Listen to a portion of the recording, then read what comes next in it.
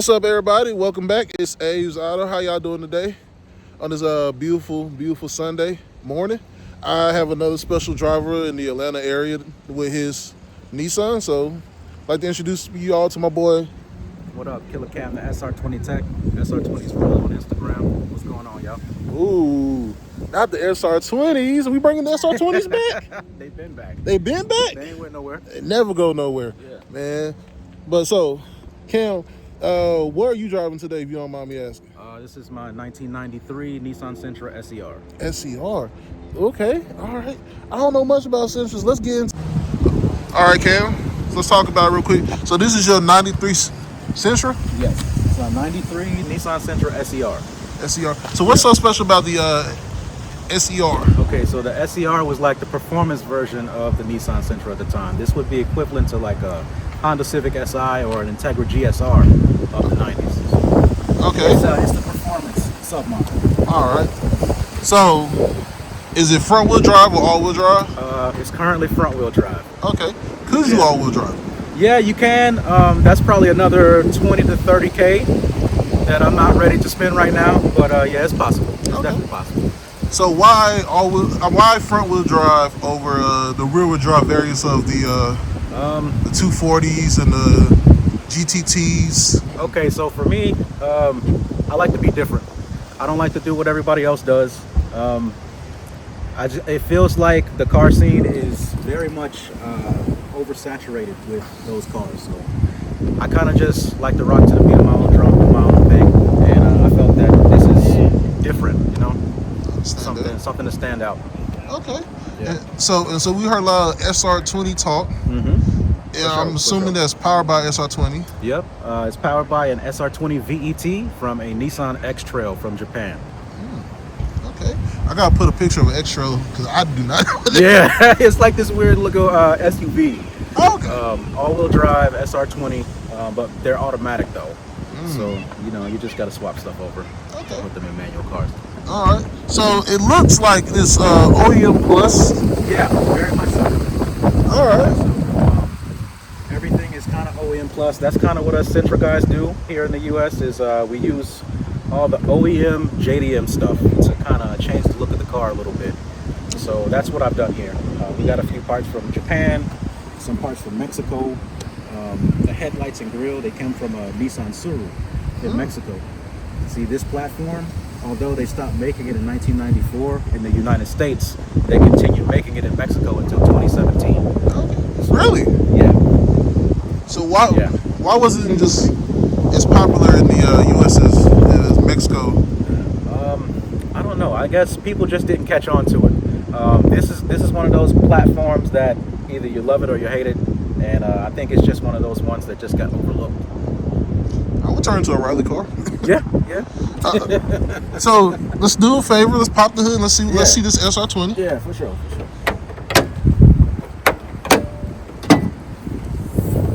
Woo. It is all business, no brakes. So Yeah. let's talk about it. So got turbo. Got your intercooler. Why is your intercooler not going to the front? Is right there for the people at home. Okay, so yeah, that's that raises a lot of questions with people. That's an air-to-water intercooler, and it works a little bit more efficient than your standard air-to-air intercooler that you would find on most turbo cars. It actually has an ice tank mounted in the trunk, where ice-cold water runs from the tank into the intercooler. If we're in a situation where there's no ice in the tank, then we have a heat exchanger mounted up front that the water can run through. Okay. And all of the air being forced through the front air dam will cool down that water before sending it back to the ice tank to repeat the cycle. Okay. Yeah. So is this more of like a drag car then? Because that's something I know is more high horsepower cars like that nature. No. Most people do build these for drag, but I wanted to try something different.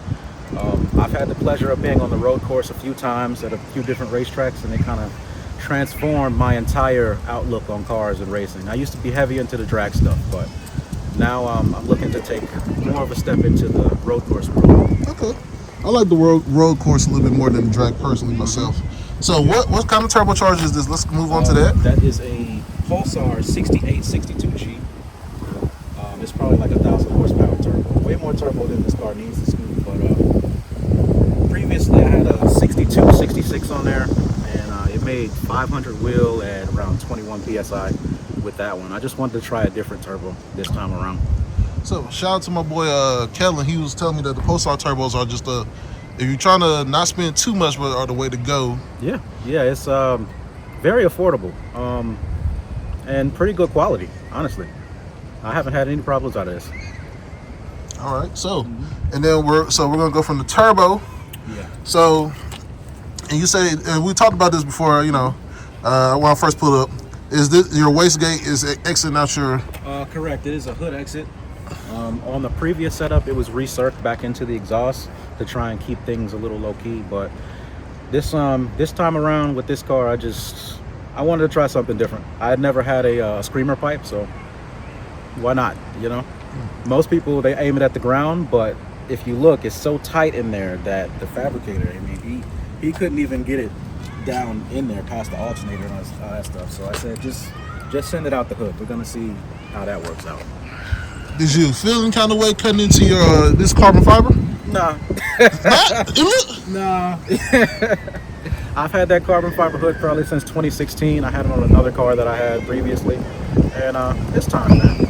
Everything has been kind of just like low-key OEM plus. It's time to turn it up a notch, you know? Okay. Just a little bit. So, okay, let's go to your fuel. Yeah. What are we running on CCs in the injection? 2,000 cc injectors. 2,000? Yes, car is on E85 currently. It's got 2 fuel pumps, a 450 in the tank, and then there's a surge tank with a Hellcat pump. Okay. Dash 8 feed, dash 6 return. It's got an Aeromotive fuel pressure regulator tucked behind the intake there. All right. And that's a MassWorks billet fuel rail. Okay. And they also build your air intake manifold. Yes. Intake manifold is also from MassWorks, correct. Okay. And then also you running clamps as well. Okay. And then let's talk about your catch can. Are you getting a lot of blowback or? No, but I would rather have the catch can and not need it than to need it and not have it. I respect that. Yeah. I know in the RB community that's a real big issue. So, yeah. All right, dude, this is crazy. I love it. It's a little something different. It's not something that you see every day. No. You definitely won't probably see any of these in the Atlanta car scene, maybe 1 or 2. But it's just, I don't like to do what everyone else does. Right. I like to do my own thing. So don't take offense to this. I'm gonna ask a question. Sure. Are you Caribbean or from New York? Neither. This seems like a Jamaican guy, New York guy type of car. Like, everybody says that.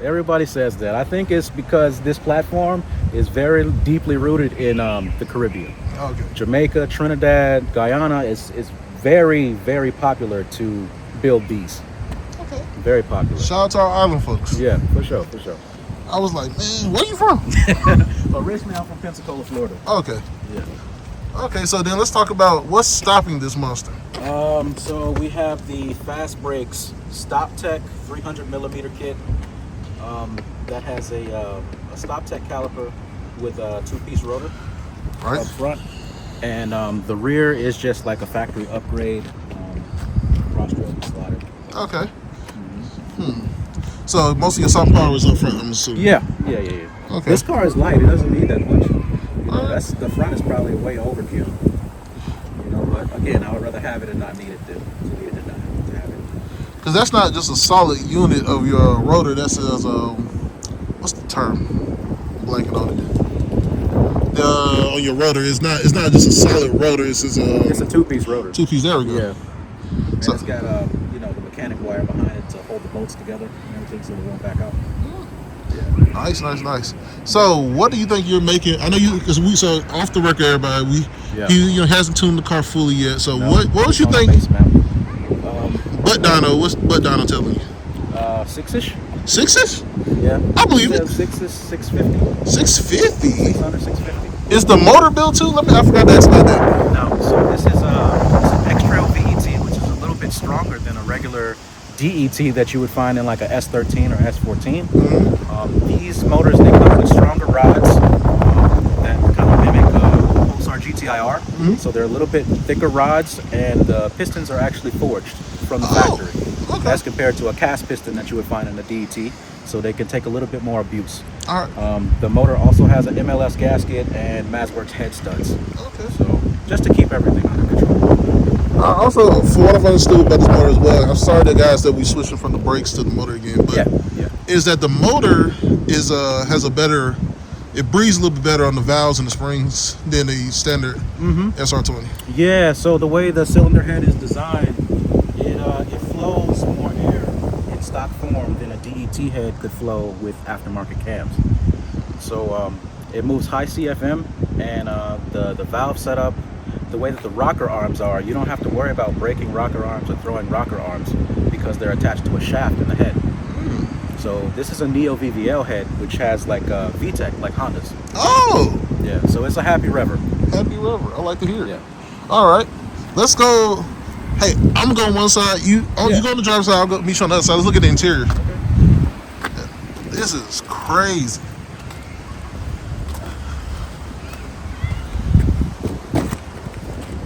All right. So let's talk about it. Sure. So you got the cage. Yeah, this is an auto power half cage, bolt-in style. Right. I got that from California. Those, they have to, I guess based on the laws, they have to ship them unpainted or unpowder coated. So they'll ship it to you raw, then the end user has to worry about painting it and powder coating it, or whatever they want to do. Flower Shop Coatings did this one for me. Shout out to Ashton. He did a pretty good job on it. I'm very happy with the results. Do you feel more rigidity with the yeah, slightly, because it bolts to the rear shock tower, so it kind of like stiffens up the car a little bit. All right. Oh, okay, I see it right there. Okay, so then let's talk about our seats. We got Corbeau FX1 Pros. Nice. And you're just running a seatbelt, correct? Yeah, still on factory seat belts. They're on the doors. But I do plan to get harnesses before I take this thing out on the track, so we'll get there. One thing at a time. It's still not finished, but we'll get there. All right. So then let's go to the shifter. What's with the shifter? That looks fancy. Yeah, so the shifter is a Honda K-Series shifter. You would find something like that in a K-swap car, like a Civic or RSX. So this car has a 6-speed transmission from a JDM Nissan P12 Primera. And that transmission uses cables instead of a linkage like the stock trans that would come in this car. So being that it's a cable trans, you can use shifters like this Honda shifter here with a little modification. All right. Got a little monster. And then digital dash. Oh, FuelTech. Yeah, FuelTech FT550 ECU. I just wanted to try something different. This is my first standalone. All my cars previous to this have been on stock-based ECUs like Nismotronic or Callum or Jim Wolf. So this is my first standalone, and it seems to be working out pretty well. Okay. The steering wheel is Momo? Yes. Momo Monte Carlo. Okay. Nice. That is a nice texture, nice gripping looking steering wheel. Yeah. And then I'm assuming, have you hit 6th gear in this? Yes. Okay. Fire suppression system, just a little fire extinguisher. 2 fire extinguishers. Where's the second one? So the first one is mounted on the roll cage here. The other one is on the floor in front of the seat there. Oh, okay. I thought it was like a flare. Okay. No, that's a fire extinguisher. Okay. Element. So let's ask this question. Why keep the back seats if you got the cage? I don't know. It makes the car look more complete. If I didn't have the seats back there, I would have to probably like build some panels to make it look nice and clean or whatever. Understand. Plus it helps with like sound deadening too. I understand. Yeah. I still drive this car on the street, so I like some comfort. Okay. I like some comfort. Most of the cabin in this is dynamated. The doors are dynamated. The roof is all dynamated. So I still ride my lady in this car, you know what I'm saying? Okay. Yeah, so I just want to make it bearable. Does she like it? Yeah, she loves it. She loves it. Cool. So let's go to the trunk. I want to see that other tank. Yeah, for sure.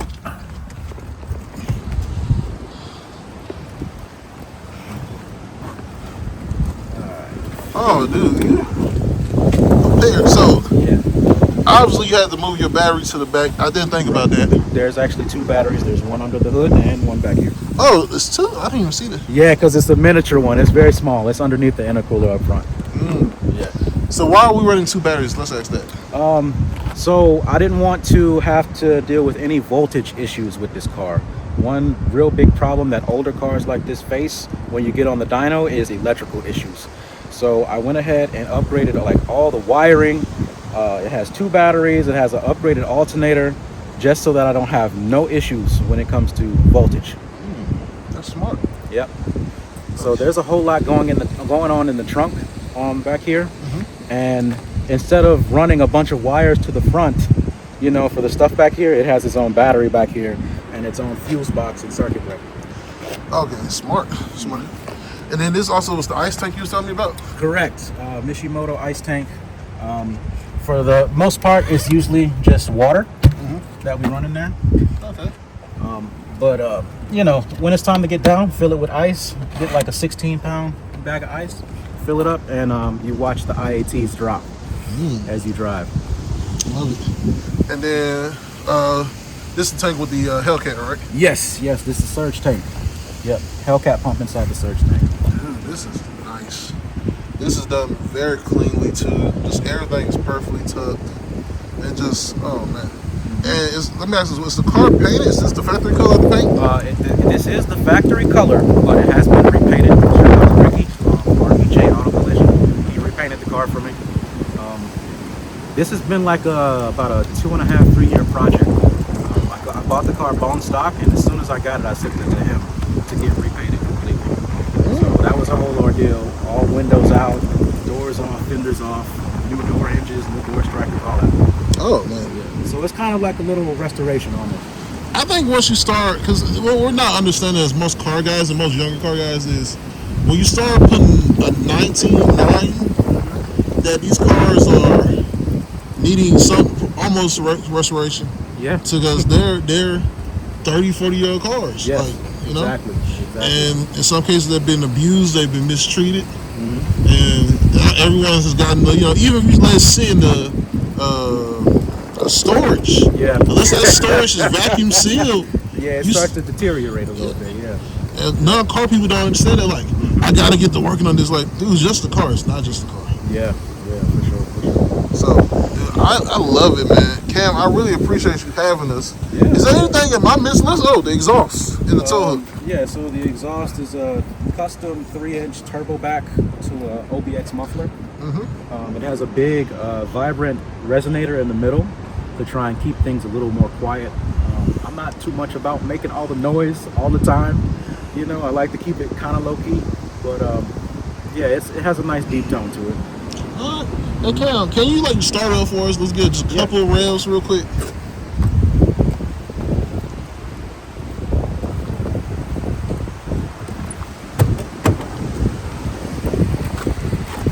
Are those 350Z pedals? Yes.